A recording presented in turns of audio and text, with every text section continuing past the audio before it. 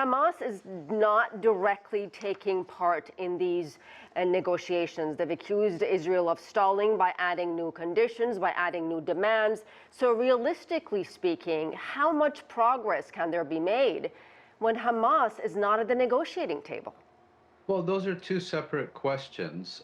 First of all, regarding the position of Hamas, the movement's position is that it was presented with an initiative in June. It accepted that initiative in early July. And for this process to move forward, it now wants the mediators to, as your correspondent indicated, present a credible roadmap for the actual implementation of the initiative that the mediators presented and that Hamas accepted, and that it is not going to get into a set of interminable negotiations where every time they appear to be making progress, Israel adds new conditions to what US President Biden said was an Israeli initiative. But I think the broader picture here is that we need to look at this entire negotiations process as something of a charade, as a fig leaf, much like the Oslo process during the 1990s served as a charade and a fig leaf for Israeli settlement expansion in the occupied territories. This time, I think it's fair to say that the purpose of these negotiations is to lend some kind of legitimacy, to buy Israel time to continue with its genocidal onslaught on the Gaza Strip, which your correspondents have just described.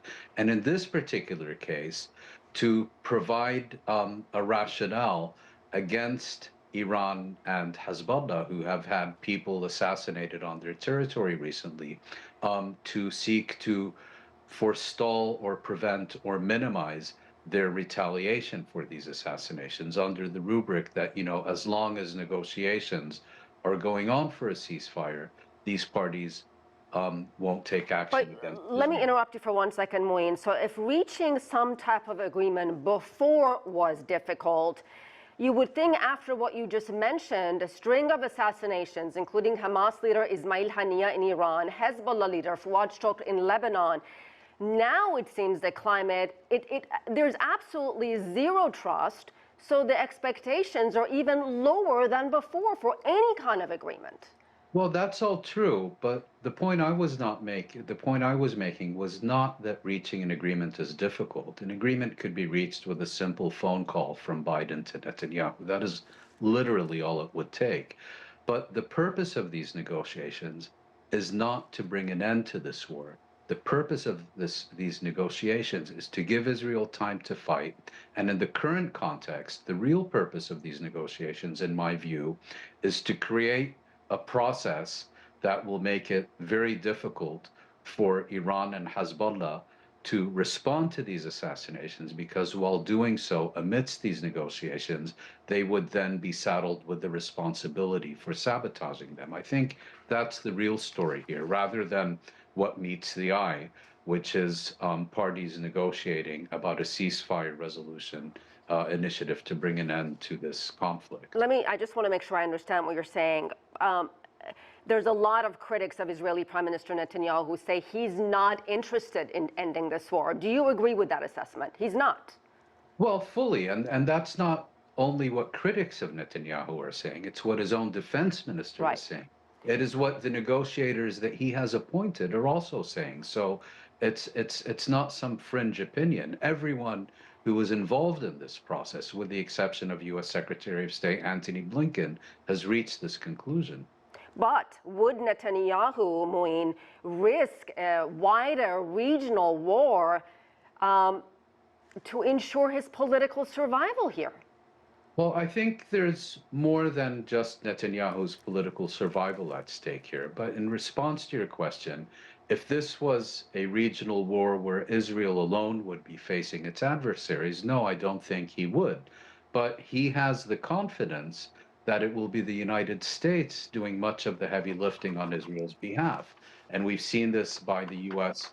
deploying additional military assets to the region, by increasing its weapon supplies to Israel, and by statements by Biden and other senior U.S. officials reiterating their unconditional, unqualified support for what they call Israel's right to defend itself against any response to these assassinations we've been discussing. And finally, I have to ask you, nearly 11 months into this conflict, 40,000 Palestinians have been killed by Israeli assaults. Much of Gaza is in ruins. Hostages are still being held in captivity. Prime Minister Netanyahu says he's not going to give up until Hamas has been eliminated, until there is complete and total surrender. Is the strategy, in your opinion, making Israel safer? Is it making the region and the world safer? Well, if you look at the discussion we've just been having these past few minutes about a potential full-out regional war, it's quite clear that it's not. I mean, Netanyahu is someone who, every time he looks into the mirror, he sees a 21st century Churchill. So he repeats these slogans about total victory, unconditional surrender, and all the rest of it. But the reality is very different. I mean, even Netanyahu's own defense minister, Gallant, a few days ago, said that the prospect of a total Israeli victory, he referred to it with an expletive that I won't repeat in this program. And, you know, everyone, including Israel's closest allies, have said that these slogans are unattainable. And, you know, Israel never anticipated that almost a year later it would still be fighting its weakest adversary in the smallest territory neighboring Israel. So it's not, it's sinking into the quicksand of Gaza. All right, we'll leave it there. Thank you so much. Mouin Rabbani joining us from Thank you. Montreal.